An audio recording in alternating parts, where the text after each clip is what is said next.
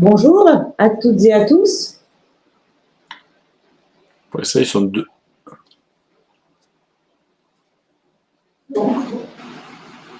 Là, on voit deux participants. Non, c'est bon. Non, tout Tout le monde est là. Parfait.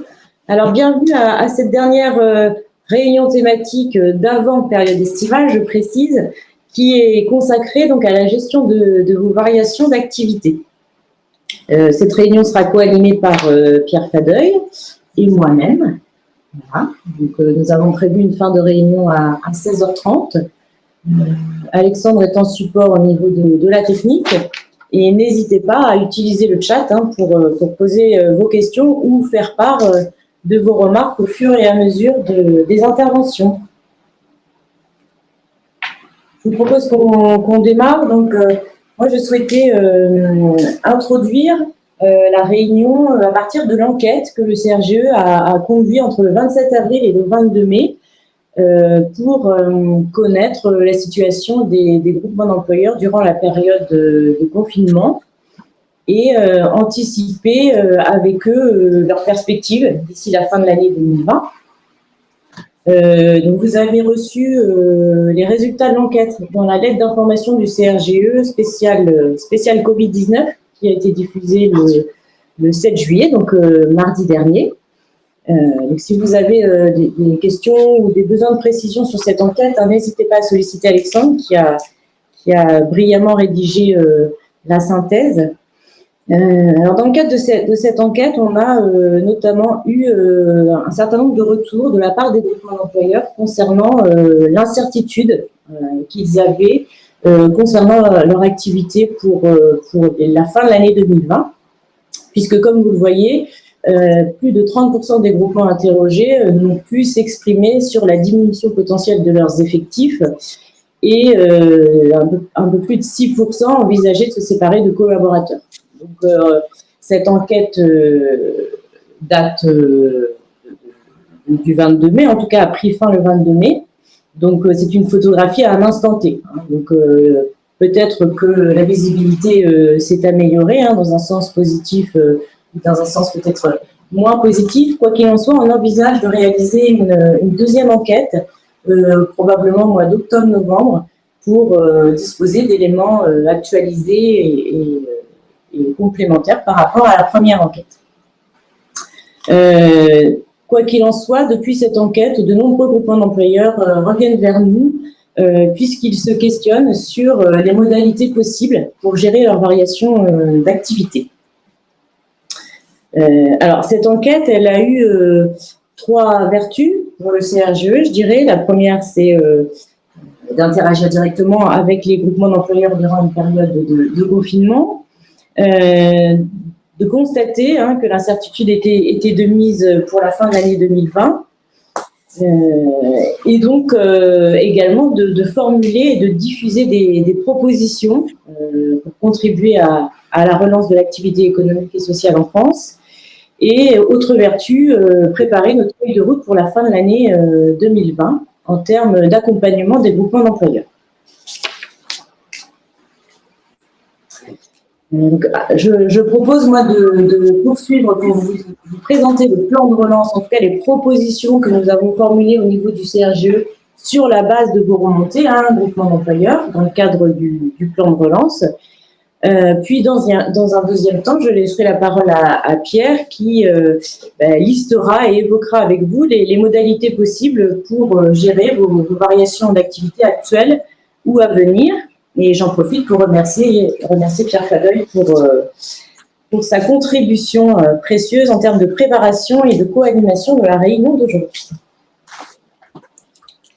Alors, rapidement, je vous représente les propositions que nous avons formulées dans le cadre du plan de relance. Vous les avez reçues par un certain nombre de canaux de la part du CRGE. Donc, un certain nombre de mesures, on peut dire distinguées en deux blocs. Le premier bloc devait permettre aux groupements d'employeurs de bénéficier des aides publiques en matière d'emploi et de formation dont bénéficient leurs entreprises adhérentes. Donc, notamment à travers l'annulation de cotisations sociales pour certains groupements d'employeurs, l'allègement de cotisations sociales pour pour un certain nombre d'autres, le versement de primes pour le personnel soignant et le bénéfice du dispositif d'activité partielle aux mêmes conditions que leurs adhérents pour les groupements d'employeurs concernés. Donc ça, c'était le premier pack des propositions qui ont été faites par le CRGE.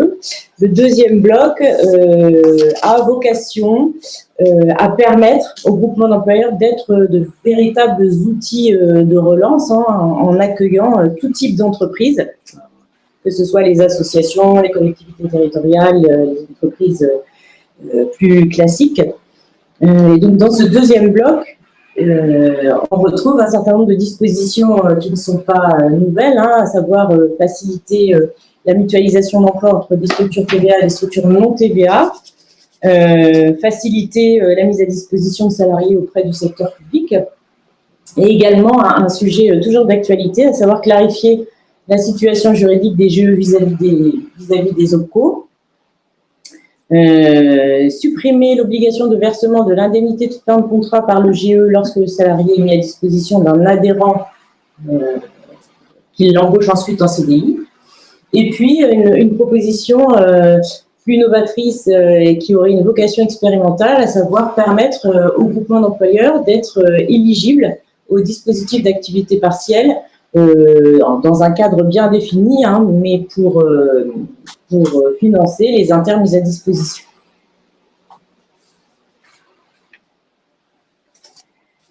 Donc, nous avons communiqué tous azimuts sur ces propositions, notamment les interlocuteurs identifiés ici, alors au niveau régional et au niveau national surtout.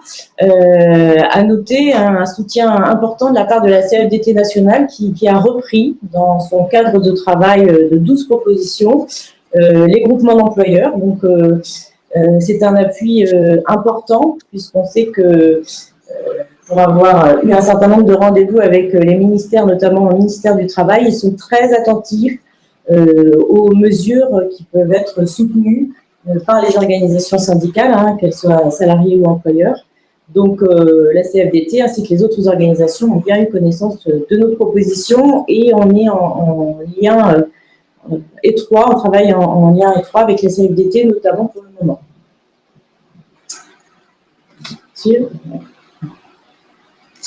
Alors, c'est avec la plus grande prudence que j'ai toutefois la joie de vous annoncer la prise en compte des groupements d'employeurs dans le projet de loi de finances rectificative numéro 3, puisqu'il s'agit de la troisième du genre en 2020, puisque un amendement a été adopté en faveur des groupements d'employeurs. Donc, nous n'en sommes qu'au stade de la première lecture du texte à l'Assemblée nationale. C'est pour ça que je mets toutes les garanties et la prudence nécessaires.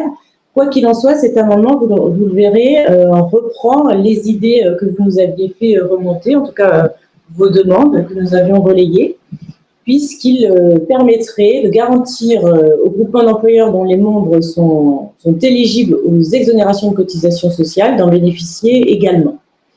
Donc, vous trouverez dans le support qui vous sera transmis ultérieurement le lien vers l'amendement pour que vous l'ayez de manière détaillée. Donc, en clair, ce serait une exonération applicable aux cotisations due sur les rémunérations des salariés, donc à la fois pour les groupements d'employeurs dont les adhérents relèvent du secteur du tourisme, de l'hôtellerie, de la restauration, du sport et de la culture. Voilà, donc la période d'emploi porterait sur 1er février et 31 mai. Et cette exonération s'appliquerait également aux groupements d'employeurs dont les adhérents ont cessé leur activité sur décision administrative. Voilà. Donc, vous verrez que cette double disposition, elle correspond finalement aux deux premières propositions qu'on avait formulées dans le cadre du plan de relance. Donc, j'insiste encore une fois sur le fait que dans le projet de loi actuel, l'amendement figure bien, mais qu'il est encore en cours de discussion à l'Assemblée nationale. Donc, le texte pourrait être amené à évoluer et, dans le pire des cas, à être supprimé. Néanmoins, on peut considérer que c'est un signe plutôt positif, hein, une avancée intéressante qui nous permet d'être raisonnablement optimistes. Et bien entendu, on continuera de suivre hein, les travaux parlementaires dans le cadre de ce projet de loi qui devrait probablement être adopté d'ici la fin du mois de juillet. Voilà. Sachant qu'un certain nombre de précisions sur les modalités de mise en œuvre de cette exonération pour les groupements d'employeurs nécessiteront d'être précisées par décret, décret qui devrait intervenir assez rapidement après la promulgation de la loi. Voilà, donc on est d'autant plus satisfait de ce signe en tout cas positif, puisque ça va dans le sens de nos propositions à la fois dans le cadre du plan de relance, mais aussi dans le sens de nos propositions de fond en faveur de l'évolution du cadre légal des groupements d'employeurs, à savoir, comme vous le savez, tendre vers une transparence à la fois fiscale et sociale. Donc, on pourrait espérer que ce soit les prémices d'une transparence sociale généralisée, mais nous n'en sommes pas là. Voilà, c'était pour la bonne nouvelle de la semaine, voire du jour, puisque c'est tout récent.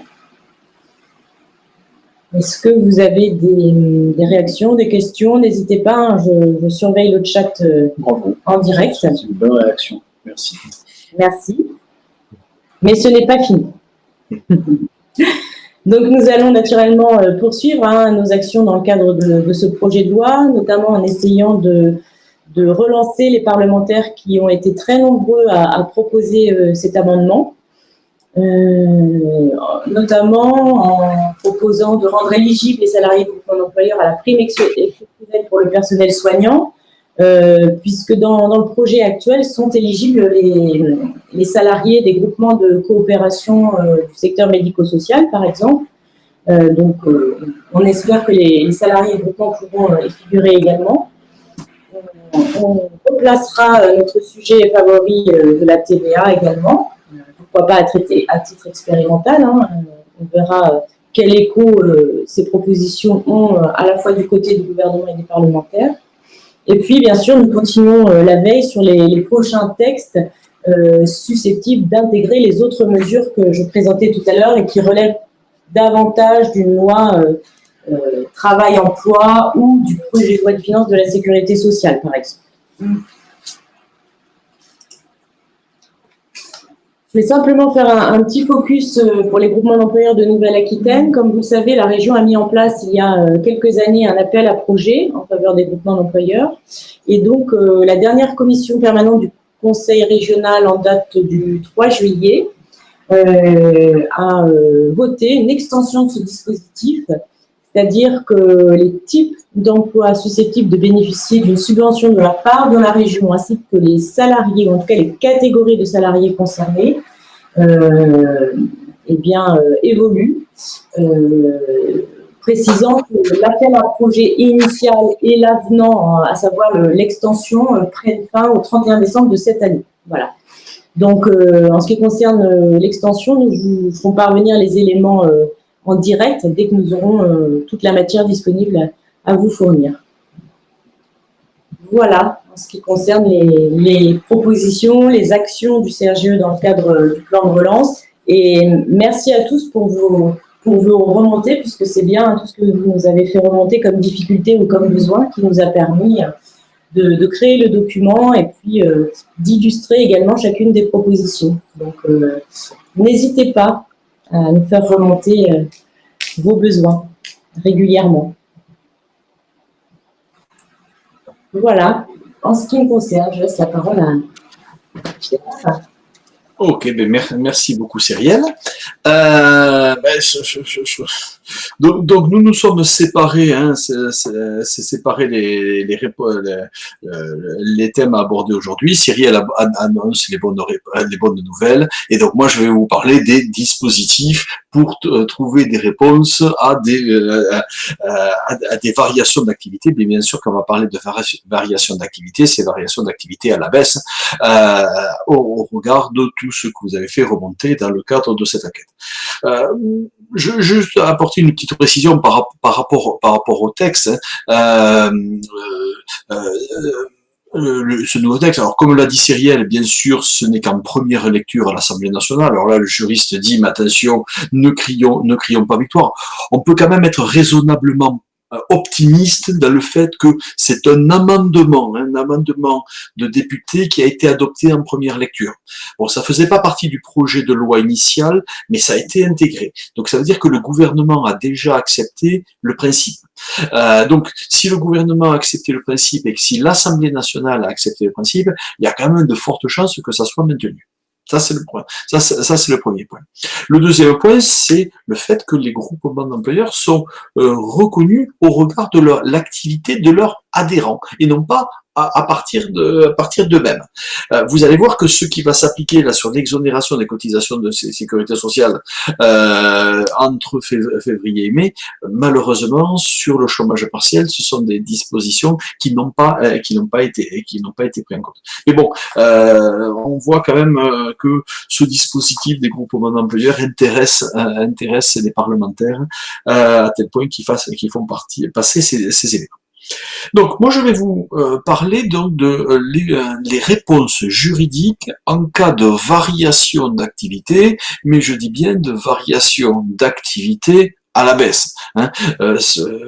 On était au mois de février, au début mars, on était dans une période de croissance extraordinaire. Nous sommes 4 mois après à nous poser la question des licenciements économiques, des ruptures conventionnelles collectives, et le législateur a institué des différents points, notamment en matière d'activité partielle. Alors, il y a eu ces derniers temps, alors, il fut un temps où on était habitué à une loi par an. Une loi de droit du travail par an, donc elle sortait au mois d'août, le CRGE organisait au mois d'octobre cette loi. Bon, on était dans un train qu'on va dire d'ancien monde. Le nouveau monde, c'est quand même que, par exemple, le régime d'activité partielle aura changé 5 fois de disposition cette année. Donc, entre le 1er janvier et le 29 février 2020, du 1er mars au 30 avril 2020, du 1er mai au 31 mai, du 1er juin au 30 septembre et du 1er octobre au 31 décembre. Il faut suivre, très sincèrement, il faut suivre. Dernièrement, qu'est-ce que nous avons eu? Nous avons eu la loi du 17 juin 2020. Loi du 17 juin 2020 qui met en place des règles dérogatoires, c'est-à-dire des règles qui ont vocation à s'appliquer jusqu'au 31 décembre 2020. Alors, certaines vont intéresser les groupements d'employeurs, d'autres beaucoup moins. La première règle qui découle de cette loi, c'est que jusqu'au 31 décembre 2020, un accord d'entreprise a la possibilité d'instituer des dérogations concernant les règles relatives au renouvellement des CDD ou des contrats intérimaires. Autrement dit, à l'heure actuelle, un CDD peut être renouvelé 2 fois, il est possible par accord collectif, mais jusqu'au 31 décembre 2020 de prévoir plus de renouvellement. Alors, CDD et contrat d'intérim sur ce point. Même chose concernant la suppression des délais de carence entre 2 contrats. Donc ça, ce sont des possibilités qui sont offertes au groupement d'employeurs, mais bien entendu, il va y avoir 2 limites. La première limite, c'est qu'on est sur une phase temporaire, donc on est sur une règle dérogatoire. Un deuxième point, c'est qu'il faut mettre en place un accord d'entreprise. Alors, vous allez voir qu'aujourd'hui, je vais beaucoup vous parler d'accords d'entreprise, tout simplement parce que ça soit pour un nouveau dispositif en matière d'activité partielle, que ça soit en matière de rupture conventionnelle collective, dans tous les cas, il faut un accord collectif. Je rappelle quand même que depuis 2017, il est possible de conclure des accords collectifs en l'absence de délégué syndical dans l'entreprise. Alors, ça varie en fonction de la taille du groupement d'employeurs, si on est entre 0 et 11 salariés, ou si on est entre 11 et 20, si on est entre 11 et 50, et si on est à plus de 50. Mais, il faut quand même prendre en compte que cette idée d'accord d'entreprise, on n'a pas besoin d'avoir plus de 50 salariés et d'avoir un délégué syndical. Donc, je sais quelquefois on a ce sentiment un peu de répulsif en disant mais oui, mais accord d'entreprise, ça ne me concerne pas groupement d'employeurs. Je pense que c'est un raisonnement qu'il faut être amené à faire évoluer. Mais pour être amené à faire un accord collectif avec les salariés ou avec le comité social et économique du groupement, encore faut-il que ça en vaille la peine, hein, parce que c'est une démarche importante. Force est de constater que cette première disposition de la loi du 17 juin 2020 qui propose de déroger aux règles concernant le renouvellement, c'est-à-dire faire en sorte qu'il y ait plus de renouvellement ou supprimer des délais de carence, pour 6 mois, être amené à faire un accord collectif pour 6 mois, à vous de vous interroger, s'il y a véritablement une opportunité de le faire. S'il y a une opportunité, le CRGE, bien sûr, pour vous accompagner par rapport à ça. Mais la première question qu'il faut se poser, c'est pas « Oh, c'est difficile à mettre en œuvre ». Pourquoi ? Parce que ça, il y a des réponses, il y a des réponses qui peuvent être apportées, mais est-ce que ça en vaut la peine ?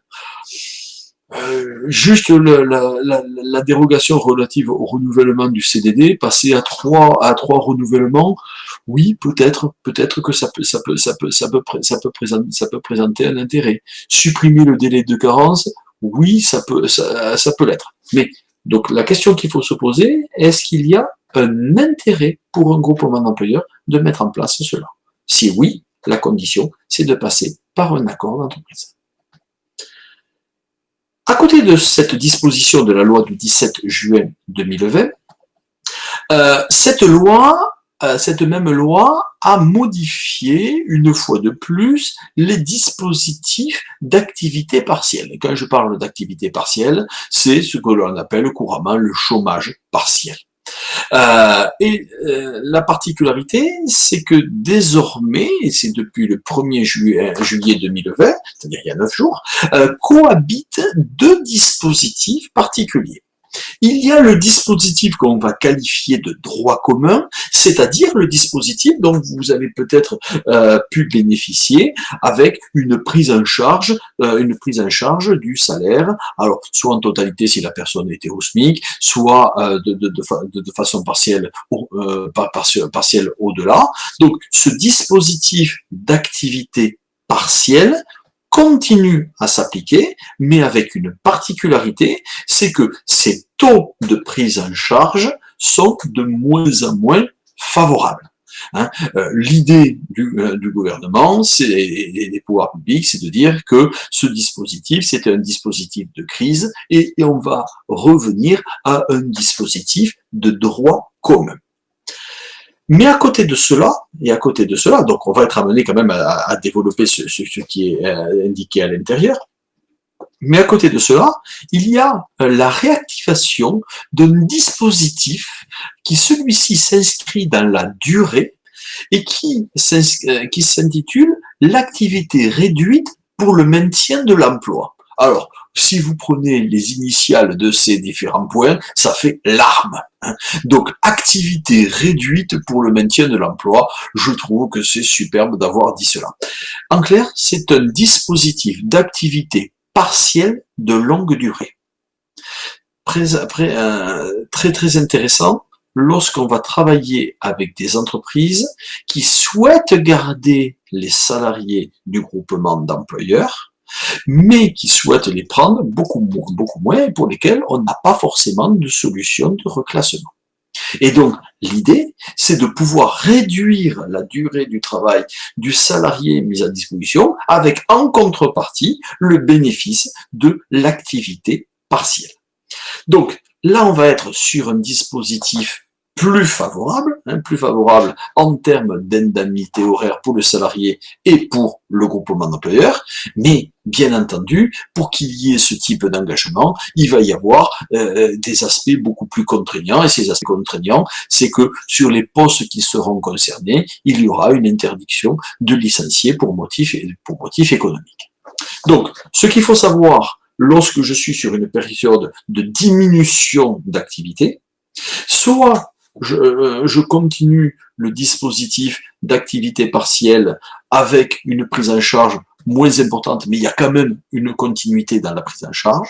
Soit, si je m'appelle, et donc, parce que je me dis que la baisse d'activité ne va être que ponctuelle et que mes entreprises vont être amenées à reprendre les salariés, soit je me dis, je vais faire un partenariat avec mes entreprises, avec une ou toutes les entreprises, toutes les une ou plusieurs ou toutes les entreprises adhérentes, et à partir de là, je vais m'intéresser, je vais m'intéresser à la comment dire à ce dispositif de l'arme qui va me permettre de bénéficier sur 2 ans, la mise en place des allocations versées par les pouvoirs publics. Alors, concernant une question sur ce point, Joséphine nous dit, est-ce que c'est l'adhérent qui baisse l'activité du salarié mis à disposition? Mais automatiquement, quand je suis groupement d'employeurs, c'est l'adhérent qui ne veut pas me le prendre. Donc à partir de là, il va me baisser, il va baisser ma demande. Je mettais un salarié 80% de son temps chez cet adhérent, chez cet adhérent. À partir de là, il ne va pas être, on va être amené à prendre en compte par rapport à ça. Ensuite, ça peut être perçu comme de l'intermission. Ça peut être perçu comme de l'intermission.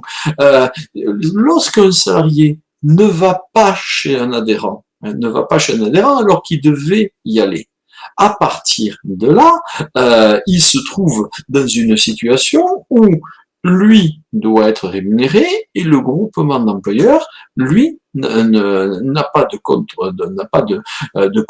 correspondance financière par rapport à ce salarié. Donc, indirectement, ça peut être amené à gérer ce qu'on va appeler l'intermission provisoire sur des engagements contractuel antérieur.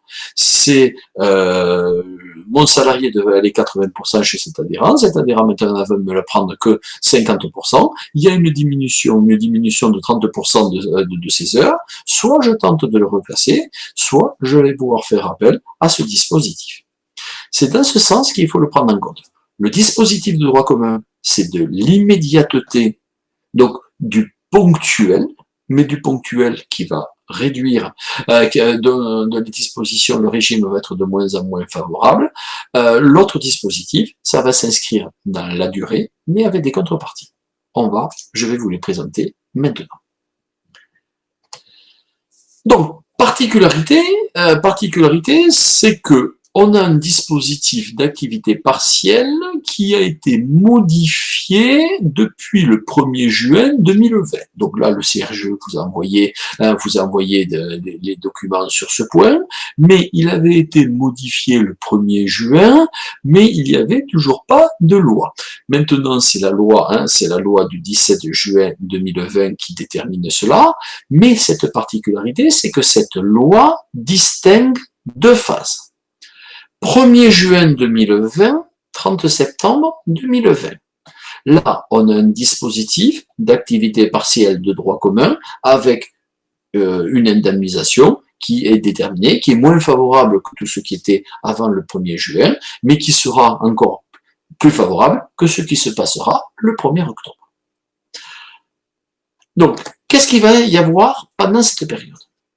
Pendant cette période, du 1er juin au 30 septembre, c'est le dispositif qui s'applique et que vous avez peut-être appliqué au 1er juin. Celui-ci est maintenu jusqu'au 30 septembre.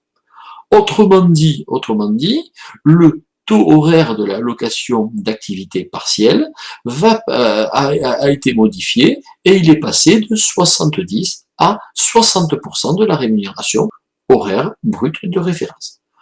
Donc ça, alors que l'employeur, lui, doit maintenir le principe de 70%. Donc là, on est sur un principe où il y a une diminution de prise en charge, mais cette diminution continue à s'appliquer jusqu'au 30 septembre. Il y a ici il y a ici certains secteurs qui continuent à être pris en charge à 70%. Et ces secteurs ont été listés par le législateur. C'est le secteur du tourisme, l'hôtellerie, restauration, sport, culture, transport aérien, événementiel, etc., etc. Sur ce point, est-ce que les groupes, la question c'est de savoir si les groupements d'employeurs sont éligibles à ce dispositif des 70% bruts. La prise en charge, c'est-à-dire le maintien de la prise en charge antérieure. Réponse non. Réponse non. Pourquoi? Parce que l'activité du groupement d'employeurs, c'est de la mise à disposition, et même si on a des adhérents qui relèvent du tourisme, de l'hôtellerie, de la restauration, du sport, à partir de là, les groupements d'employeurs ne sont pas éligibles. Ce qui est quand même paradoxal.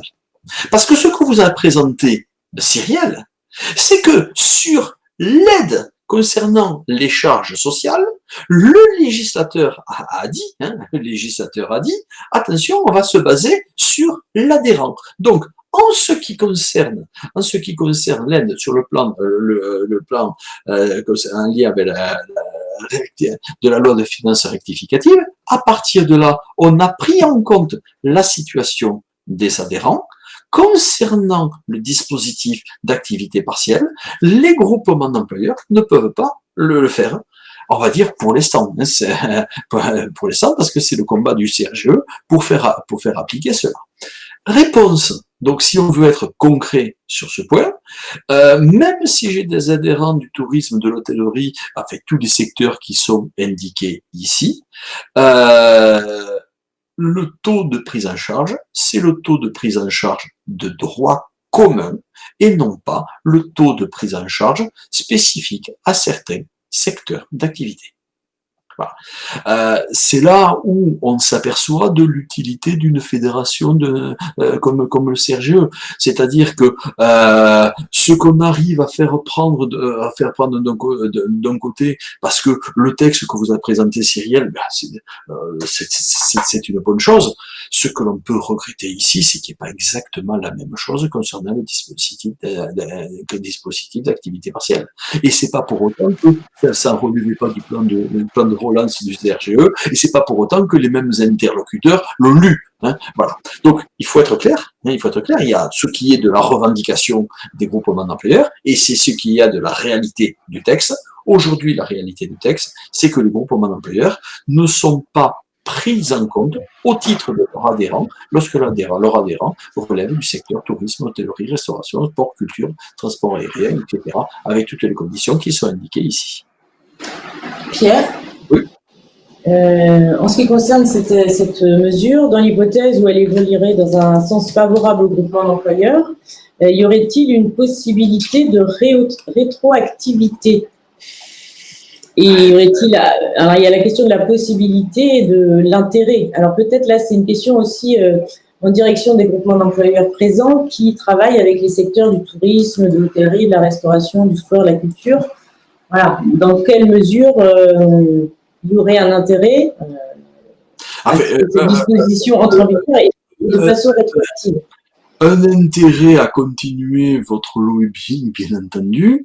Le caractère rétroactif, il faudra qu'il y ait un texte rectificatif qui puisse le prendre en compte.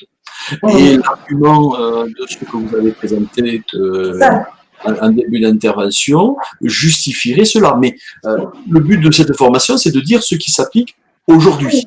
Et aujourd'hui, on ne peut pas évoquer cela. Alors, il y a dit, le dernier contrôle sur ma déclaration me montre que le remboursement n'a plus le minima des 8,03 et ne doit-on pas corriger les taux horaires et le mettre au réel? Alors, pourquoi le mettre au réel? Voilà, c'est le mettre au réel. Parce que du point de vue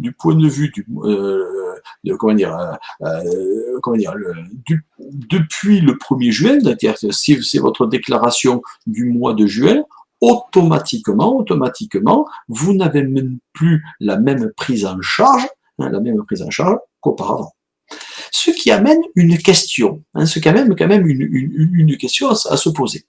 Parce que si vous êtes indemnisé sur la base de 60% et que vous devez maintenir le 70% de la rémunération, la grande question qu'il va falloir être amené à se poser, c'est qui supporte cela. Pendant du 15 mars, au 31 mai, la seule question que l'on pouvait être amené à se poser, c'est est-ce qu'on pouvait facturer des frais de gestion aux adhérents? Tout simplement parce que le groupement d'employeurs continuait à travailler et que lorsqu'on faisait un bulletin de paie à un salarié, il fallait bien que quelqu'un le fasse. Donc, et on arrive à indemniser cela en prenant en compte, le taux de gestion. Bon, ça, chacun a eu son analyse sur ce point. Certains ont dit, c'est normal de le faire facturer parce que le service continue à s'appliquer. D'autres ont dit, dans la situation dans laquelle sont les entreprises, c'est le groupement d'employeurs qui va le prendre en charge. Maintenant, la situation est différente. C'est de se poser la question, et qui va prendre en charge ce différentiel de rémunération entre ce que le groupement d'employeurs va percevoir de l'État et ce qui va être amené à verser aux salariés. Et là, ce serait intéressant de savoir, peut-être faire que les personnes puissent s'exprimer pour savoir, est-ce que vous êtes posé la question, alors poser la question oui, mais quelle réponse vous avez pu apporter sur ce point? C'est-à-dire que est-ce que sur les factures qui sont en train de partir dans votre groupement d'employeurs sur le mois de juin, à partir du moment où vous ne relevez pas, vous ne relevez pas du maintien du taux à 70%, avez-vous imputé la somme correspondante à vos adhérents? Je pense que c'est intéressant, de voilà. Donc Joséphine, c'est la prise en charge.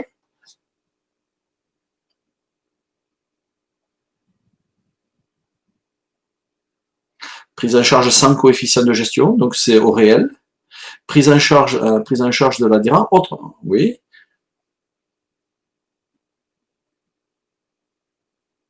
Donc sans coefficient de gestion, oui.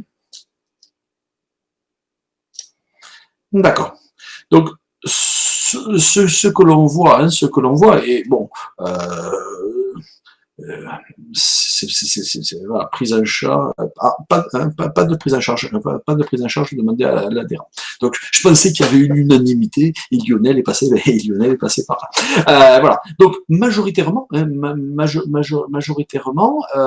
vous avez opté pour une prise en charge, mais une prise en charge sans coefficient. Et Lionel, cela. Alors, comment justifier cela? Mais c'est un écart entre le coût, entre le différentiel entre ce que rapporte le salarié et ce qu'il est amené à coûter. Donc, est-ce que cette prise en charge est juridiquement valable? La réponse est oui, mais bien entendu. Ensuite, c'est votre choix. C'est votre choix de prendre en charge ou pas, d'y mettre du coefficient de gestion ou pas. Voilà. Il n'aurait pas été inimaginable de dire que l'on fait prendre en compte cette prise en charge à l'adhérent et qu'on y met des frais de gestion et qu'on y met des frais de gestion. Il y a quand même un service rendu aux adhérents. Mais bon, c'est toute la distinction entre l'aspect commercial, l'aspect juridique et l'aspect financier. Voilà, donc ça c'était la distinction 1er juin 2020, 30 septembre 2020. Donc un taux de droit commun et un taux spécifique auquel les groupements d'employeurs n'ont pas droit. À compter du 1er octobre 2020, là, le chômage partiel, le dispositif du chômage partiel va être de moins en moins intéressant. En clair, il va revenir, revenir aux règles qui s'appliquaient en début d'année, c'est-à-dire que le dispositif d'activité partielle a toujours existé, lorsqu'une entreprise souhaite faire des travaux, souhaite mettre en place certains dispositifs, il n'y a jamais eu un dispositif de l'État qui prenait en charge à 100%. Donc, 1er octobre 2020. Alors, je vous laisse lire, bien sûr, les chiffres.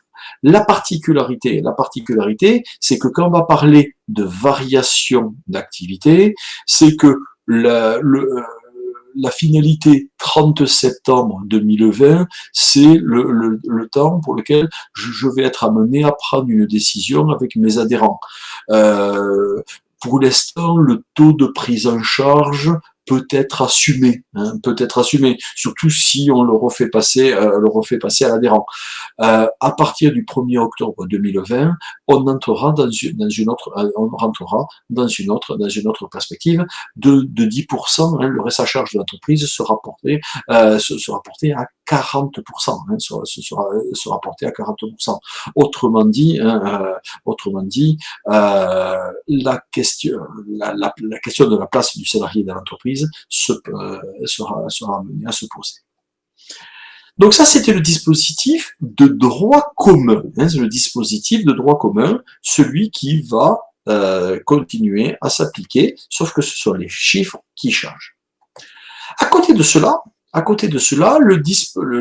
loi du 17 juin 2020 a institué l'ARME. Alors ça, moi, j'adore cet acronyme, parce que celui qui l'a trouvé, il doit être très fier de pouvoir rentrer chez lui.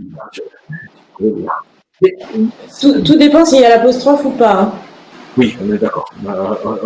On est d'accord. Donc, c'est un dispositif qui existait déjà, qui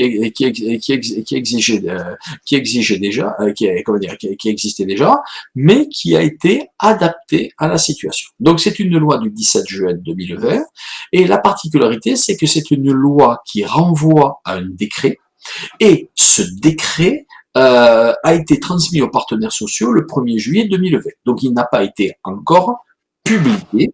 Ce décret va être publié incessamment, c'est-à-dire qu'il a été transmis le 1er juillet, on est le 9 juillet. À l'heure actuelle, ça va vite. Force est de constater que ça va vite. Donc, je vais évoquer ici les dispositions qui sont dans ce projet de décret. Bien entendu, quand le décret sera publié, le CHE le transmettra et ça deviendra un texte définitif. C'est un peu comme la précision que vous a apporté Cyrielle tout à l'heure. Donc, qu'est-ce que c'est ce dispositif? Ici, c'est un dispositif de réduction du temps de travail du salarié, alors pas forcément que le salarié mis à disposition, c'est-à-dire ça peut être également les permanents, un dispositif de réduction du temps de travail pour faire en sorte que la personne ne soit pas licenciée, que la personne reste dans la structure et soit présente le jour où il y aura une augmentation d'activité dans le groupement d'employeurs. Plutôt que de devoir se séparer d'une personne que l'on pourrait garder à 60%, mais si je lui propose une modification de son contrat de travail de 100% à 60%, la personne va me dire, bien sûr, en lui mettant la rémunération à 60%, la personne va me dire, je peux pas rester, financièrement, je peux pas rester. Là, la personne serait indemnisée quasiment sur la base de temps plein. Alors, c'est pas forcément sur un temps plein, mais c'est mieux que le chômage partiel actuellement.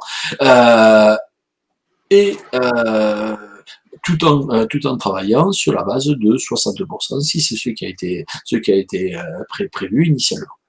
Donc, ce dispositif, c'est pour éviter les licenciements quand on est au creux de la vague, pour faire en sorte que les salariés, c'est-à-dire la compétence, restent le jour où on va en avoir besoin. Donc, on est sur un dispositif qui est déjà ouvert. Alors, ce qui est paradoxal, c'est que le décret n'est pas encore sorti, mais la loi a dit que ça pourra avoir un caractère rétroactif, et qu'on est en présence d'un dispositif qui va s'étaler sur 2 ans. hein, sur un dispositif qui est étalé sur 2 ans. Donc ça veut donc dire que je peux mettre en place une coopération avec différents adhérents.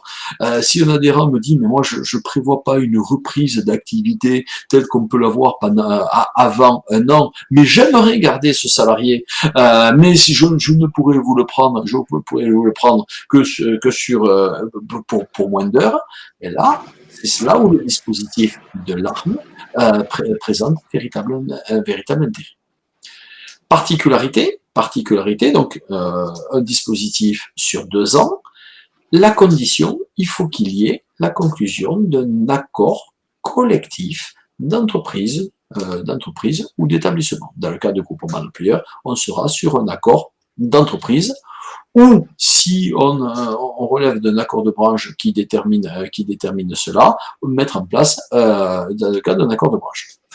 Je pense que la meilleure des solutions, c'est de mettre en place un accord d'entreprise.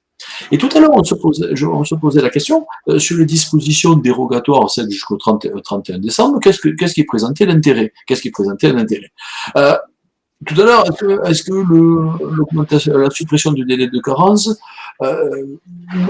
une mesure qui nécessiterait un accord collectif, parce que ça prend un peu de temps, hein, ça prend un peu de temps. Est-ce que l'objectif en vaut la chandelle?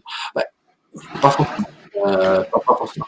Si on va mettre en place l'arme, si on met en place l'arme, oui, il est possible de mettre en place ce dispositif. Et je rappelle, il est possible de mettre en place un accord d'entreprise si on n'a pas de délégué syndical, voire, dans certains cas, si on n'a pas de comité social et économique. Alors, il y a tellement d'hypothèses qu'après on peut faire des réponses particulière à chacun des groupements d'employeurs, mais l'idée selon laquelle il faut avoir un délégué syndical dans l'entreprise pour signer un accord collectif, depuis les ordonnances Macron de 2017, cette idée,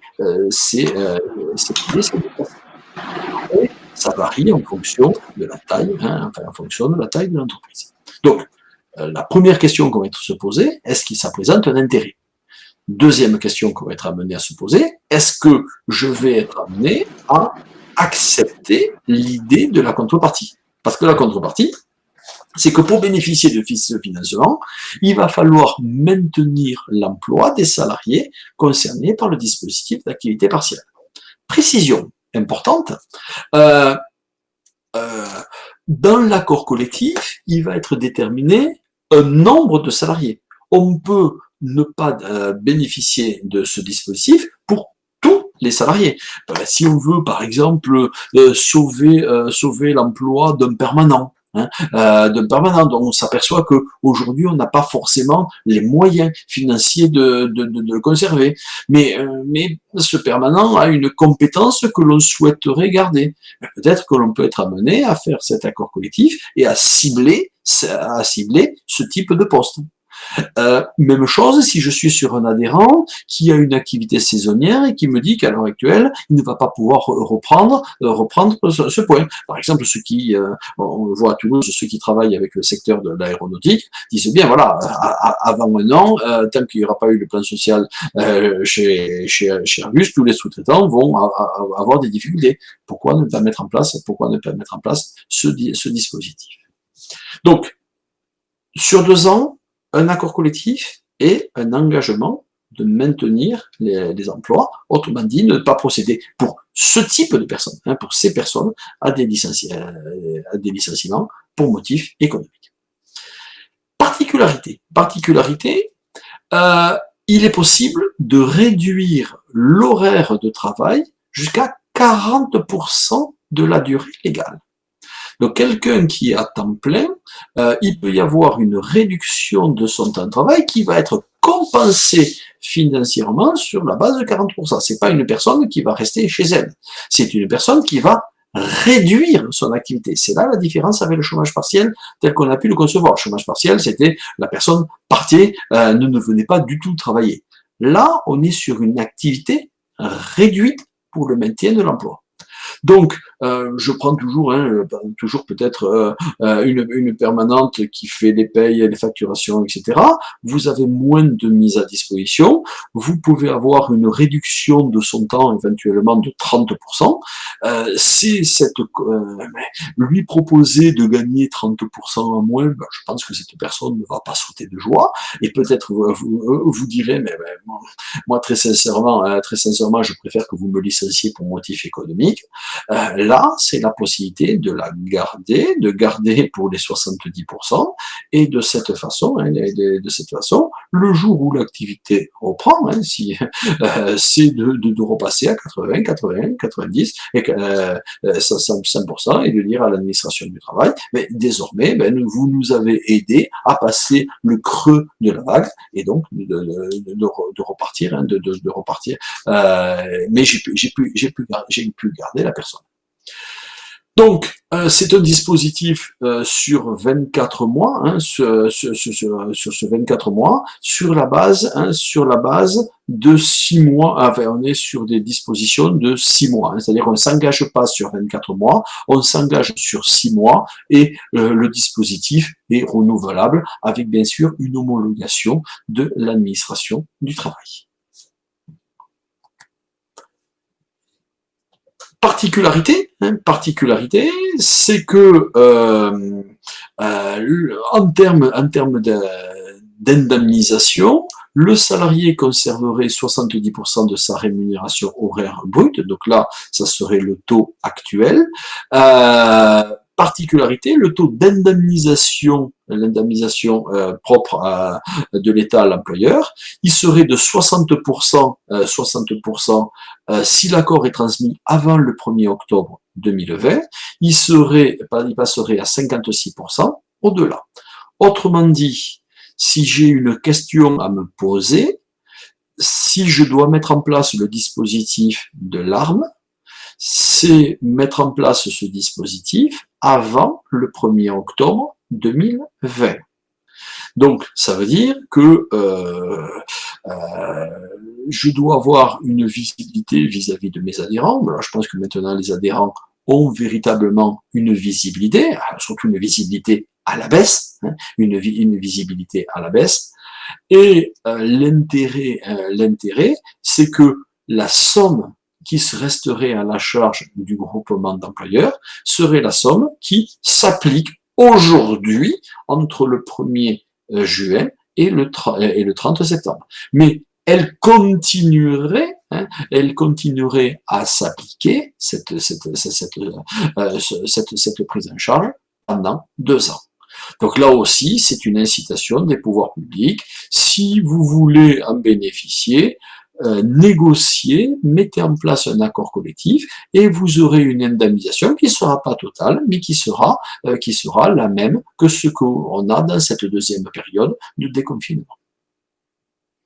Donc, là, il y a véritablement, lorsqu'on souhaite, on a des possibilités de conserver des compétences que on n'aimerait pas voir partir, et que les entreprises n'aimeraient pas voir partir, mais qu'elles ne peuvent pas continuer à prendre sur la totalité des heures. Là, vous avez quelque chose qui est quand même assez intéressant,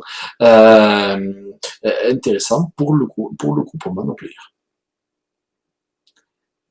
Est-ce que vous avez des questions? Est-ce que quand je vous évoque ce dispositif, est-ce que ça vous parle par rapport, alors pas forcément à tous les salariés, parce que on peut faire une distinction entre les salariés, ceux pour lesquels il n'y a pas de difficulté, qui sont à 100%, donc pour eux il n'y a pas de difficulté. Ça va concerner les salariés qui, à l'heure actuelle, sont au chômage partiel, ou les salariés pour lesquels les entreprises disent « mais moi je continue jusqu'à cette période, mais j'ai pas forcément beaucoup de visibilité ».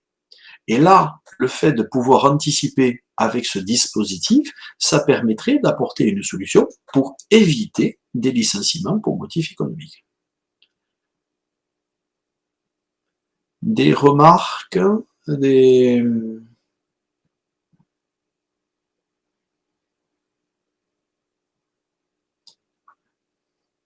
Est-ce que d'accord. Est-ce que vous arrivez à identifier le type de poste, hein? Parce que l'entreprise qui vous dit, mais moi je sais pas si je vais fermer, très sincèrement, c'est pas avec ce type d'entreprise qu'on va faire ce dispositif, hein.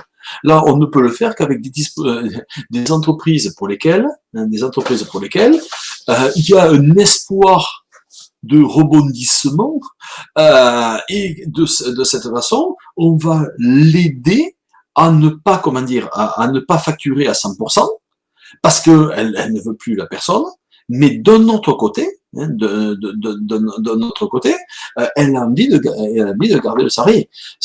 On peut, avec ce type d'accord, il faudra que le décret nous le précise, on peut individualiser. C'est-à-dire qu'on peut dire, ben voilà, pour ces salariés, je ne les fais pas entrer, j'ai trop d'incertitudes. Donc à partir de là, eux, ils n'entrent pas dans ce dispositif. Alors que ponctuellement, ils pourraient en bénéficier. En revanche, ben voilà, un permanent, deux salariés, ça fait des années qu'ils étaient chez nous et qui étaient véritablement appréciés de tous, ça peut être véritablement une opportunité pour eux et pour le groupe. Alors là, je vois que qu'il y a plein de questions, plein de remarques qui arrivent.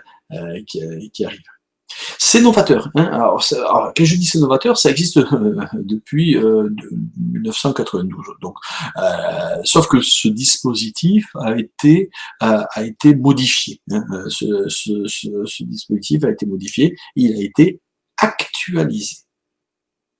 Alors, bien entendu, ça nécessite d'identifier le type de poste. Ça, c'est un élément, c'est, comment dire, c'est, comment dire, un élément d'indemnisation, comment dire, ça permet d'identifier le type de poste. On a la possibilité d'indemniser. À partir de là, hein,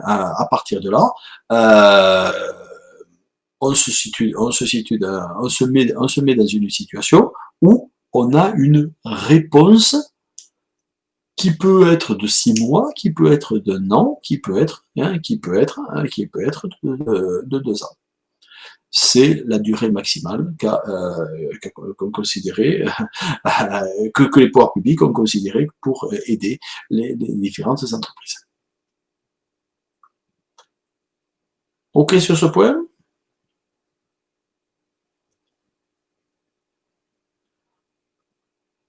On est entièrement d'accord. On est entièrement d'accord sur l'anticipation des saisons.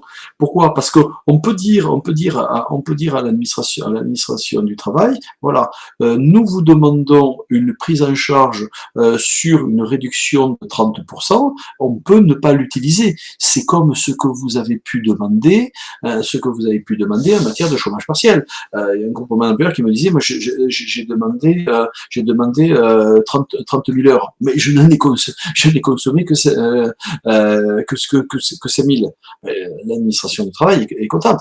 Sauf que là, on a une solution pour s'inscrire dans la durée. S'inscrire dans la durée.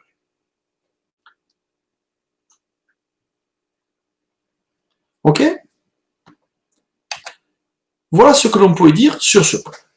À partir de là, si on n'a pas on ne s'oriente pas vers cette solution, et que on se rend compte que les entreprises adhérentes nous disent, mais très sincèrement, on ne va pas pouvoir garder une personne. Quelles vont être les solutions à la disposition d'un groupement d'employeurs?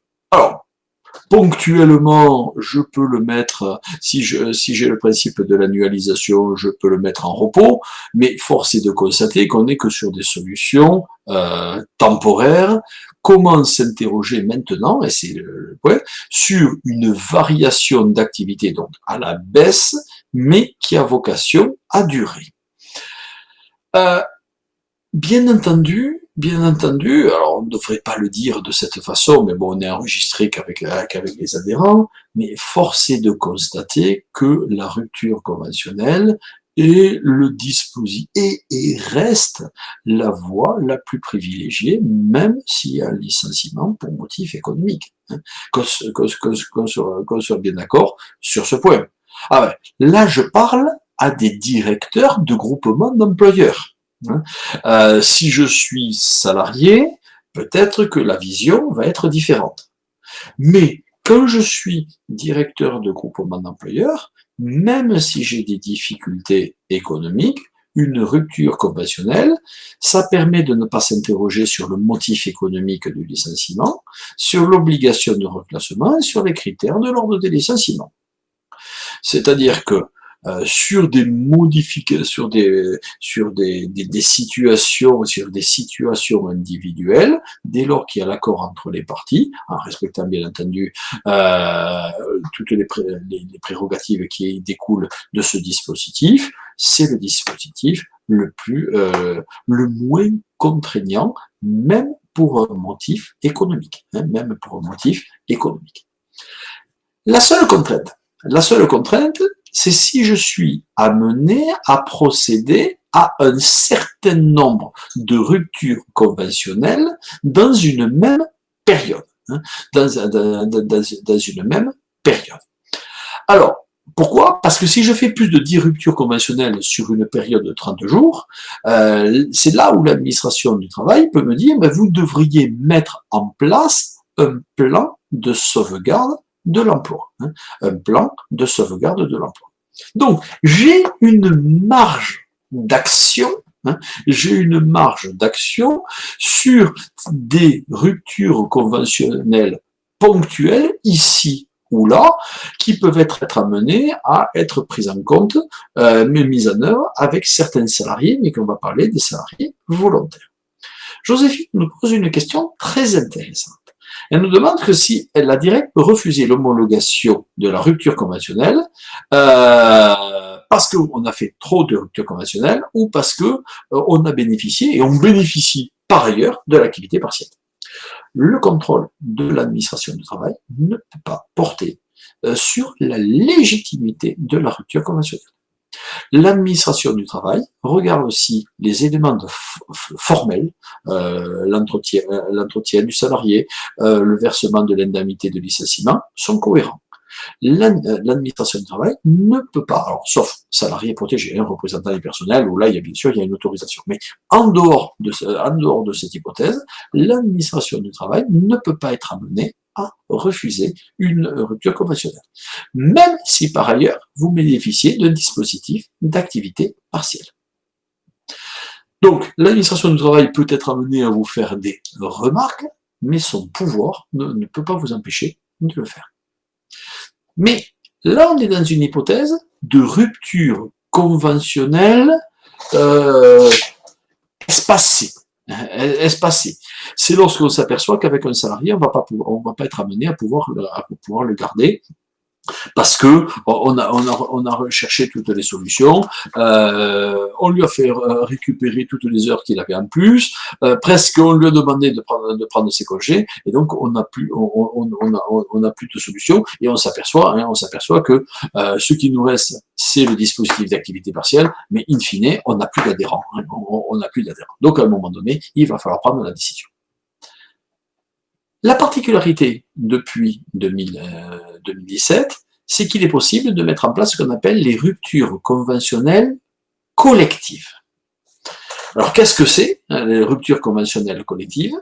C'est la possibilité de mettre en place au sein d'un groupement d'employeurs, comme de toute entreprise, un dispositif de rupture conventionnelle qui s'adresse à un nombre important de salariés.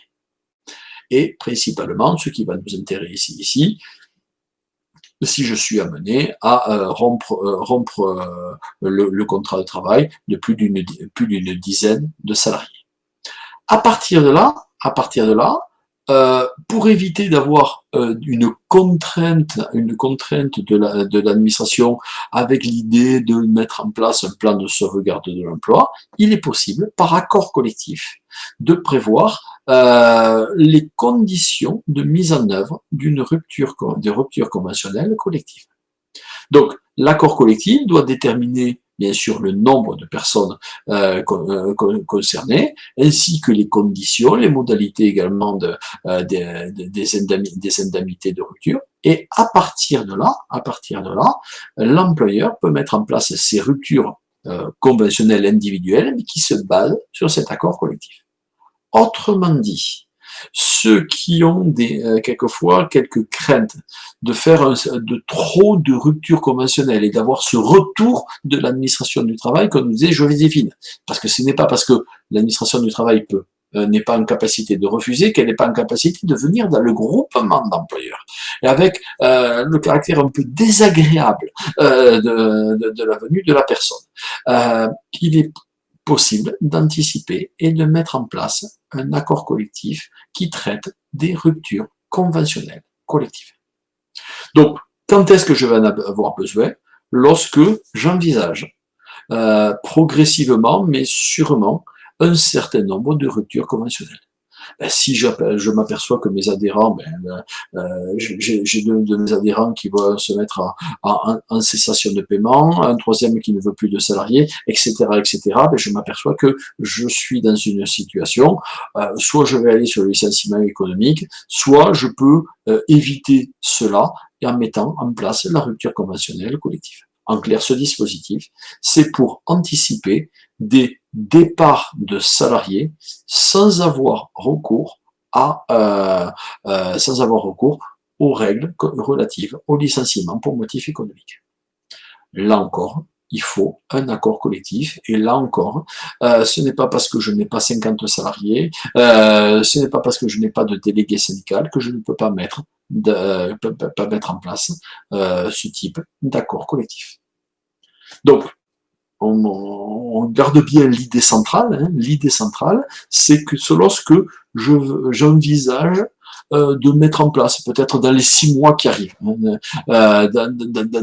les 6 mois qui arrivent, peut-être de me séparer de 30% de mes effectifs, parce que j'ai une crainte. Alors, c'est pas forcément, elle est peut-être pas avérée, parce que quand on donne un nombre maximal de départs envisagés, on n'est pas obligé de le faire, on n'est pas obligé de le faire, c'est juste pour anticiper une procédure qui risque d'être mise en œuvre en septembre, octobre, novembre, décembre, voire au début de l'année prochaine.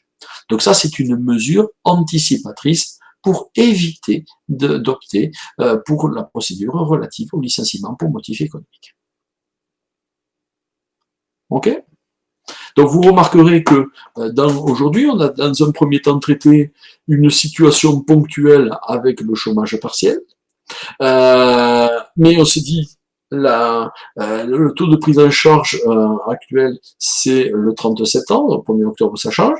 Après on a pris le dispositif de l'arme, là on est sur une procédure qui est sur 2 ans, avec une réduction d'activité du salarié. Là, on a opté vers la séparation du salarié. Et là, la première hypothèse, c'est hors licenciement pour motif économique. Des questions par rapport à ce dispositif? Donc, après, c'est un accord collectif. C'est un accord collectif. C'est moins le contenu qui est important que sa mise en œuvre. Après, bien sûr, il faut que les salariés acceptent, que les représentants du personnel acceptent le principe de cet accord collectif.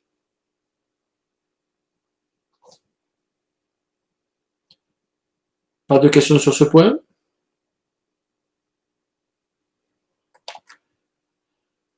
Passons maintenant au licenciement pour motif économique. Autrement dit, on a franchi toutes ces étapes. On est sur l'hypothèse où il ne sert à rien de laisser une personne en chômage partiel de droit commun, tout simplement parce que j'ai un reste à charge chaque mois. Donc je perds de l'argent chaque mois, ou alors je le fais facturer à l'adhérent, mais l'adhérent ne va pas toujours me le payer pendant des années.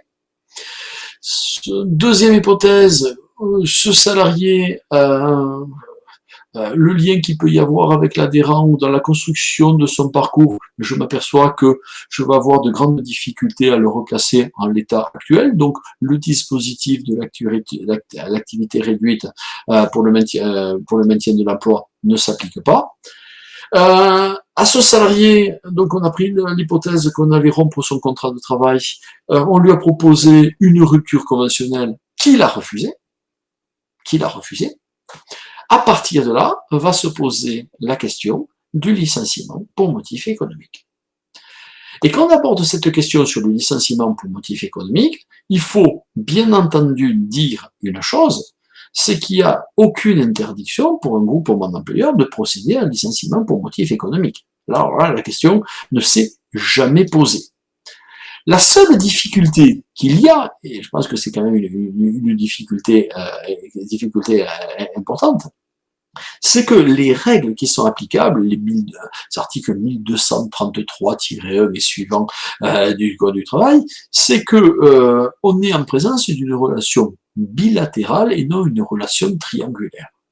Et ça, c'est un élément important parce que dans une entreprise classique, quand est-ce qu'on licencie pour motif économique?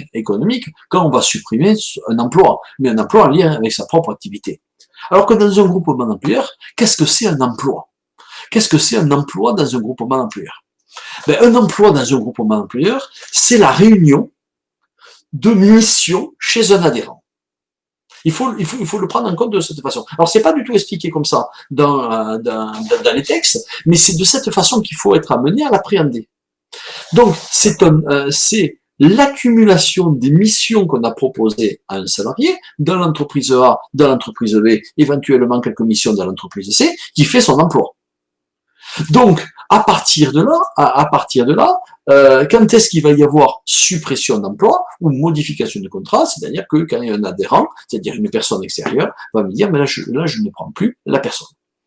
Donc, on peut licencier pour motif économique, sauf qu'il y a des règles qui sont que l'on doit interpréter et pour certaines dont l'application est malaisée.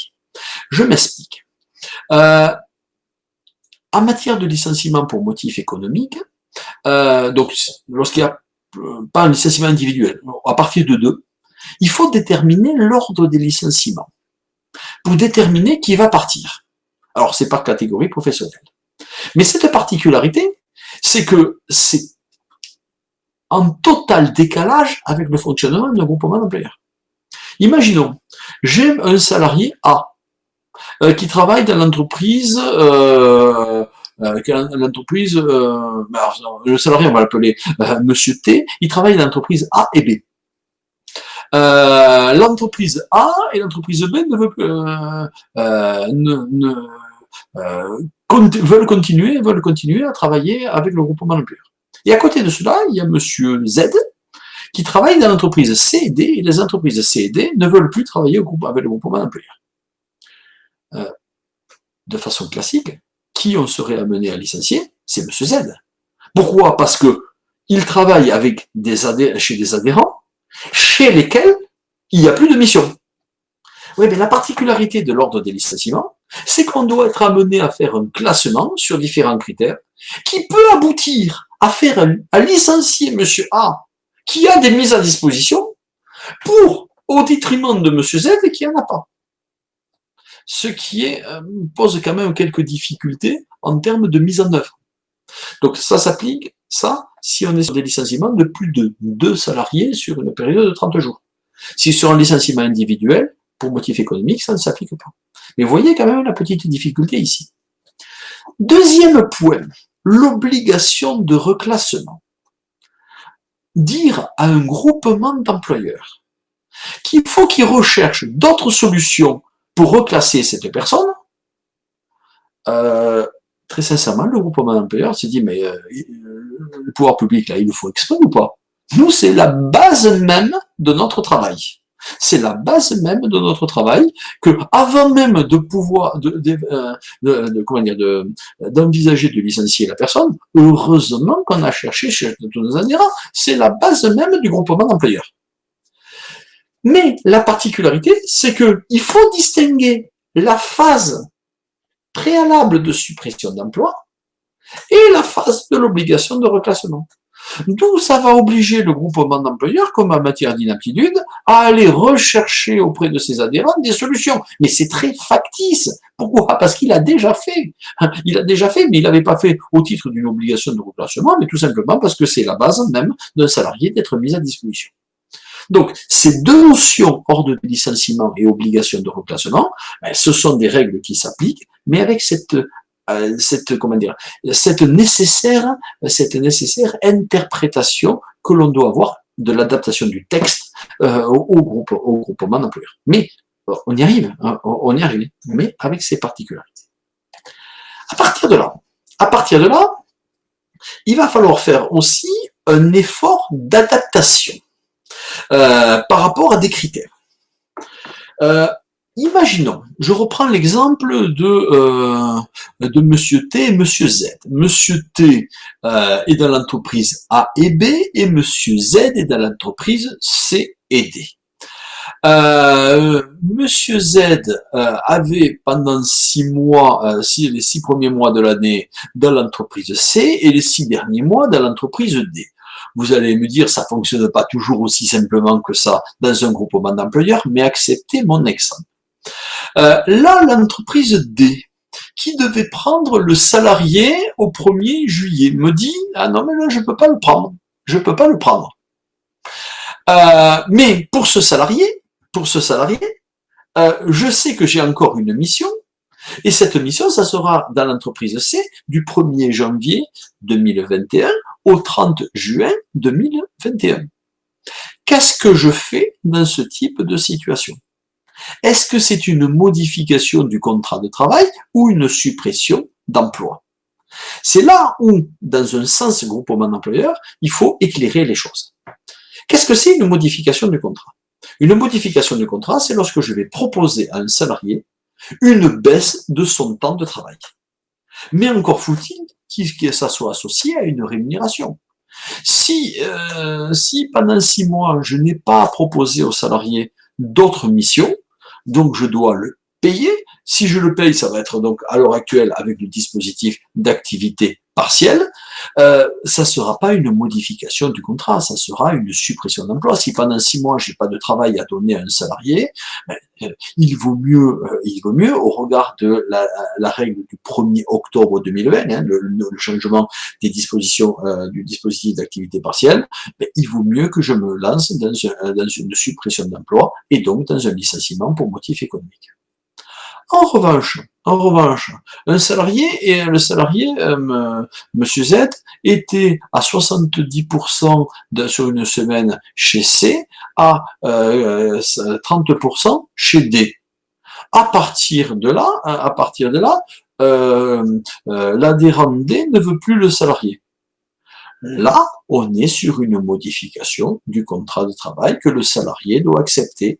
Si le salarié ne l'accepte pas, à partir de là, je pourrais aller vers un licenciement pour motif économique.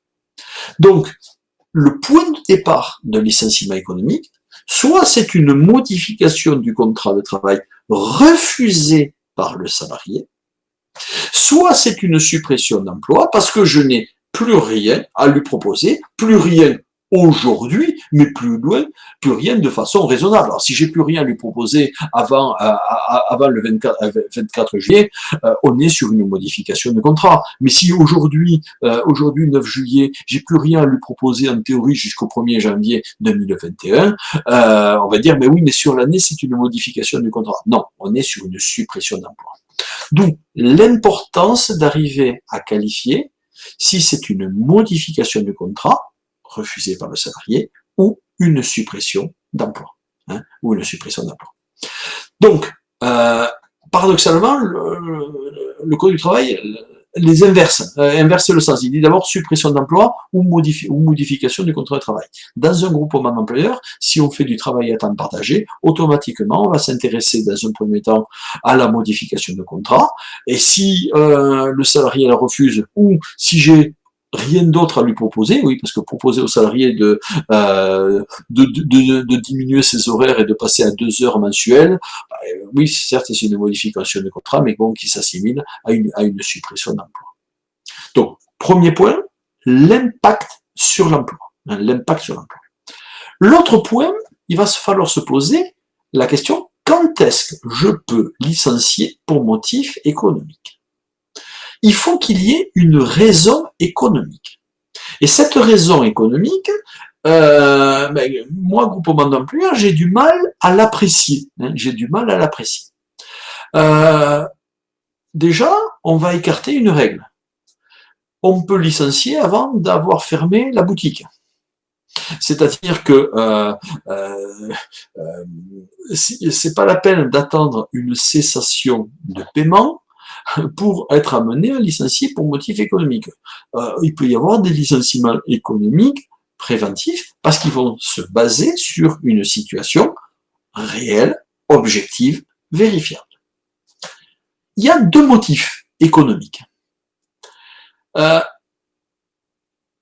but, c'est d'éviter d'arriver dans le second, les difficultés économiques. Pourquoi? Parce que lorsque je suis dans une phase de difficulté économique, force est de constater que toute entreprise qui arrive dans ce type de phase a énormément de difficultés pour rebondir. Donc, il va falloir que je sois amené à me dire à partir de quand il est préférable que je sois amené à supprimer un emploi. C'est une question de temporel, c'est une question également, une décision qui n'est pas évidente à prendre, hein, qu'on soit bien d'accord. La décision temporelle, pour moi, elle est donnée par le législateur, par la loi du 17 juin 2020. C'est, on a 1er juin, 30 septembre 2020.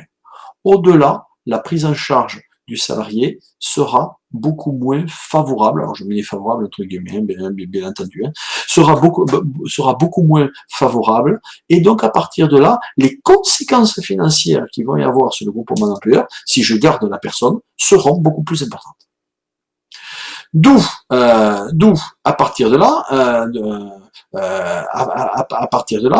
va se poser la question du moment. Il y a un critère qui s'appelle la nécessité de sauvegarder la compétitivité, compétitivité de l'entreprise.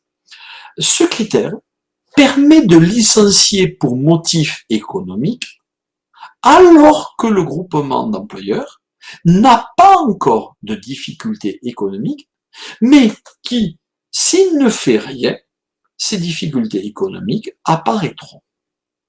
Je prends un exemple.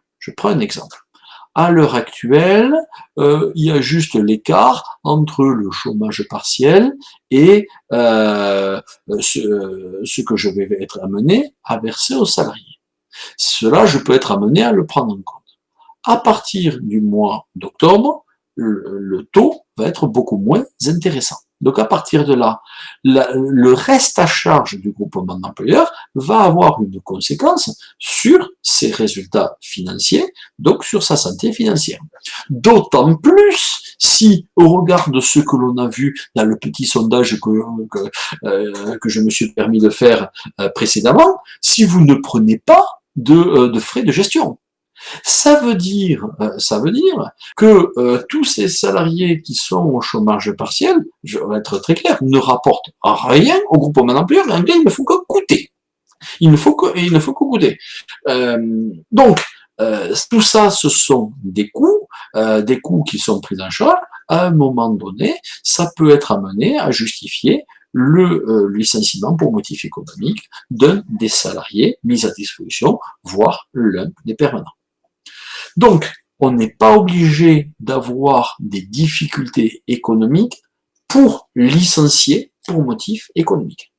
Pour autant, il va falloir être amené à justifier ce pourquoi vous allez être amené à licencier, c'est-à-dire démontrer, être en capacité de démontrer que si vous ne le faites pas maintenant, ça va avoir des conséquences préjudiciables, éventuellement irrémédiables, pour le fonctionnement du groupement d'employeurs.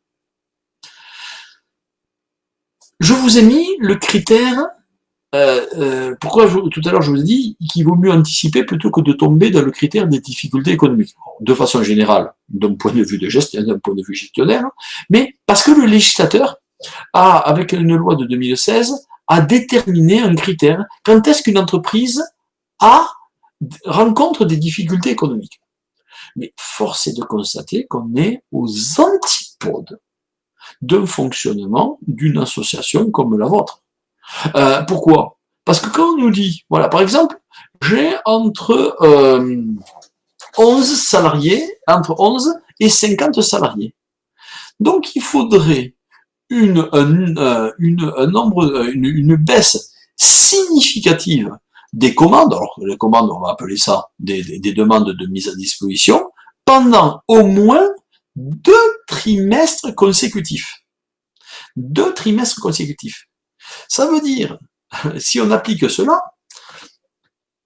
le Covid, enfin le confinement a commencé le 15 mars, on va dire cela, c'est-à-dire qu'il va falloir attendre le 15 octobre pour être amené à justifier les licenciements pour motif économique.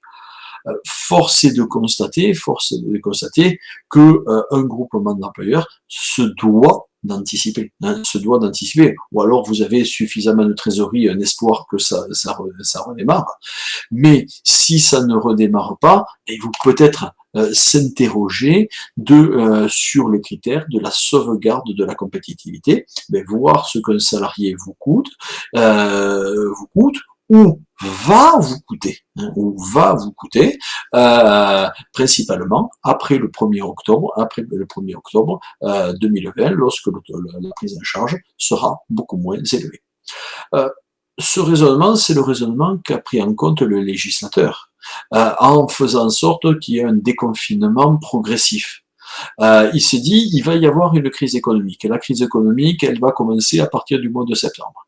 Donc à partir de là, on dit aux entreprises, voilà, on vous permet d'arriver jusqu'au mois de septembre. Et là, on se dit, mais peut-être que l'activité va redémarrer. D'où votre ressenti vis-à-vis de vos entreprises adhérentes va faire en sorte de déterminer si, oui, vous continuez à conserver le salarié au chômage partiel, ou donc s'il a repris, bon, ça, la question ne se pose plus, mais si la personne, vous vous en rendez compte qu'il n'y a aucun espoir que vous puissiez lui retrouver une mise à disposition, la question du licenciement économique pourrait être amenée à se poser. Et là, il va falloir déterminer si c'est une modification du contrat de travail ou une suppression d'emploi, et après il va falloir déterminer la raison économique, et il faudra aussi mettre en œuvre l'obligation de reclassement. Donc ça, ce sont les éléments à prendre en compte. Alors, je passe peut-être un peu rapidement sur ce point, mais tout simplement pour dire que il n'y a pas d'obstacle pour licencier pour motif économique. Il faut faire un effort d'adaptation dans les règles de fonctionnement, voire même dans le vocabulaire. Mais bon, ça, maintenant, on a l'expérience sur ce point. Et pour être amené à ne pas garder un salarié dont on sait pertinemment qu'on ne pourra pas être amené à le conserver. Si on a toujours un espoir pour le conserver, on a le chômage partiel de droit commun, on a le dispositif de l'arme que l'on peut mettre en place. Alors non, c'est celui. Quelles vont être les conséquences du licenciement économique? C'est un peu la question de Bertrand. La question de Bertrand qui nous dit si un salarié a 2 métiers, électricien, plombier par exemple, cela impose un blocage sur le recrutement futur sur les 2 métiers. Alors, là aussi, on est sur de l'adaptation. On est sur de l'adaptation. Pourquoi? Parce que si on était dans une entreprise classique, votre raisonnement serait implacable. Sauf qu'on est dans un groupement d'employeurs et quand j'ai embauché un électricien plombier, l'électricien plombier qui va tous les matins acceptez mon exemple, dans l'entreprise A et tous les après-midi dans l'entreprise B, son emploi, c'est le lien entre l'entreprise A et l'entreprise B. Si je suis amené à avoir licencié un électricien qui était dans une autre entreprise, qui était mis à disposition dans une entreprise, c'est pas du tout la même chose. Sauf que là, il faut quand même y faire attention. Pourquoi? Parce que les conséquences d'un licenciement économique sont les mêmes. Qu'est-ce qu'on doit prendre en compte? Premier point, dans le cas que nous indique Bertrand, c'est qu'on va pas faire un blocage sur le recrutement sur les deux métiers, tout simplement parce que si on a une demande, on peut faire jouer la priorité de réembauche. C'est-à-dire que l'on va avoir un salarié qui a été licencié pour motif économique et qui pendant 1 an est prioritaire pour revenir travailler au groupement d'employeurs. Alors prioritaire bien sûr s'il le veut, s'il le veut et déjà s'il en a fait la demande. Mais ça veut dire que s'il a accepté ce principe de la priorité de réembauche, c'est que j'ai une mission en matière d'électricité ou de plomberie, quitte que ça soit dans un CDD ou un CDI, je vais automatiquement rappeler la personne, proposer à la personne qui a été licenciée, et si cette personne est volontaire, elle peut réintégrer le groupement d'employeurs. Donc ça ne veut pas dire qu'on va être bloqué sur ce point. Là où on va avoir une forme de blocage, c'est concernant les CDD, que je peux être amené à conclure dans les 6 mois qui suivent, le licenciement pour motif économique. Et là, on nous dit, il ne peut pas y avoir d'embauche sous CDD de plus de 3 mois pour accroissement temporaire d'activité dans les 6 mois qui suivent le licenciement. Là, il faut bien prendre en compte un point, ça porte sur le ou les postes supprimés. Mais là, au CRGE, on a quand même un principe de prudence. Parce que celui qui était dans l'entreprise A et l'entreprise B, il a été licencié pour motif économique, c'est bien, mais en étant licencié pour motif économique, c'était sur le poste A et le poste B. Certes, voilà, j'ai un poste dans une autre entreprise qui va être en lien avec les compétences. Là, on a toujours tendance à dire, pour que le CDD soit possible, il faut que l'on soit assez éloigné des compétences qui ont fait l'objet de licenciement pour motif économique. Donc, pour répondre à la question de Bertrand, si vous souhaitez réembaucher une personne en tant qu'électricien ou plombier en CDI, vous n'avez pas de difficulté, la priorité de réembauche s'applique, peut être mise en œuvre. Si vous souhaitez le mettre en CDD, là, ce que on a tendance à vous conseiller, c'est que ça ne doit pas correspondre au même type de poste. En clair, rien ne vous empêche d'embaucher une secrétaire pour une mise à disposition en lien avec du secrétariat. Mais si on est dans le cadre d'électricien plombier, comme vous nous avez dit dans votre exemple, là, on va avoir une réticence parce qu'il y a un risque de requalification de ce CDD en CDI. Est-ce que j'ai répondu à votre question, Bertrand?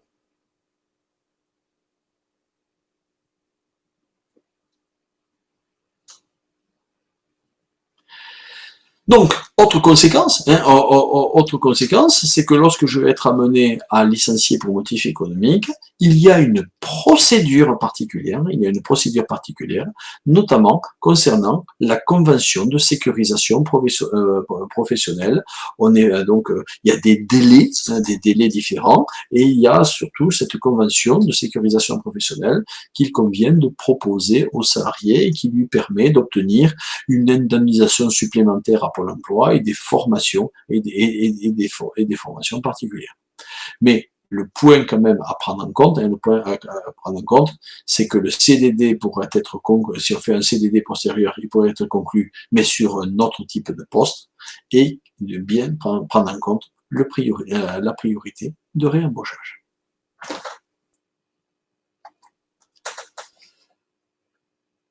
Voilà ce que je pouvais vous dire sur ce point. Avez-vous des questions?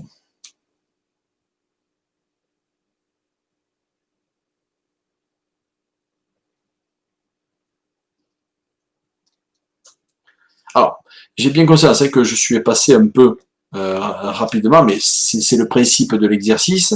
Le but de ces webinars, c'est d'éclairer par rapport à des possibilités que le groupement d'employeurs peut être amené à prendre en compte. Enfin, moi, dans l'idée que je m'en fais, c'est vous donner les idées de façon précise. Euh, euh,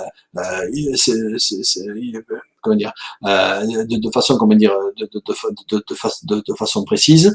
À partir de là, ça doit entraîner, ça doit entraîner comment dire, une réflexion de votre part. Et c'est là où vous pourrez revenir, vous pourrez revenir vers le CHE. Oui, alors avec Joséphine me dit, avec le CSP, il faut verser des indemnités de préavis à Pôle emploi. Alors tout dépend de l'ancienneté du salarié, tout dépend de l'ancienneté du salarié, mais c'est le principe, c'est la participation de l'employeur au licenciement pour motif économique. De notre côté, le salarié ne fait pas de préavis, n'a pas de préavis au sein du groupement d'employeurs.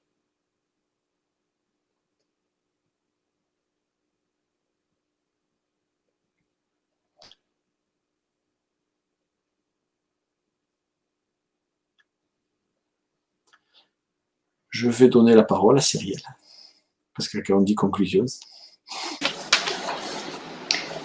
Bien, un grand merci à Pierre, qui en plus de suivre l'actualité législative suit aussi la mode gouvernementale, la mode gouvernementale, parce que la dernière fois que je l'ai vu, il avait la barbe à la Édouard Philippe, et là, il a le même accent que notre cher nouveau Premier ministre. Donc félicitations, vous êtes toujours raccord, Pierre, c'est extraordinaire. Merci à tous les participants. Je vais la revoudrer, celle-ci. Merci à tous les participants. Vous dire que les sujets qu'on a abordés aujourd'hui et puis toutes les remarques, les suggestions que vous avez pu nous faire à l'occasion de l'enquête vont nous permettre de construire un programme d'action à votre destination à partir du mois de septembre. Et qu'on va notamment vous proposer une nouvelle offre d'accompagnement qui s'articulera un peu différemment, avec toujours les réunions thématiques bien sûr, mais davantage de formations à distance, avec des sessions fragmentées, des sessions qui pourront être aussi plus courtes que celles qu'on proposait en présentiel, sur un certain nombre de thématiques que vous aviez exprimées au moment de l'enquête, où vous continuez d'exprimer au jour le jour. Donc n'hésitez pas vraiment à continuer à nous faire part de vos accompagnements. L'échange d'aujourd'hui me fait penser, par exemple, qu'on pourrait imaginer un accompagnement, une formation, en tout cas en 2 temps, sur l'accord d'entreprise, c'est-à-dire pourquoi pas un socle commun sur comment mettre en place un accord d'entreprise dans un groupement d'employeurs, et puis ensuite des groupes thématiques par intérêt, c'est-à-dire 2 ou 3 groupements d'employeurs qui souhaitent mettre en place un accord d'entreprise pour l'arme, par exemple, ou d'autres pour l'aménagement du temps de travail, ou d'autres pour l'intéressement. Enfin, on pourrait imaginer de fonctionner de cette manière. Donc, on reviendra vers vous pour vous présenter avant la rentrée notre programme du dernier trimestre 2020. Sachant qu'on a prévu également l'organisation d'un événement à Bordeaux pour valoriser l'action des groupements d'employeurs en cette année si particulière de 2020. Vous serez évidemment conviés à la fois pour témoigner et puis pour participer et interagir avec les institutionnels. Voilà, et puis on poursuivra nos informations régulières à travers les flash infos au fur et à mesure de l'actualité et de son avancement, et nous ne doutons pas du fait qu'elle continuera d'être riche. Et puis bien sûr, nous vous donnerons des nouvelles des actions qui sont actuellement conduites dans le cadre du plan de relance. Voilà. Merci. Un grand merci à vous tous. Bonne fin de journée et puis à bientôt.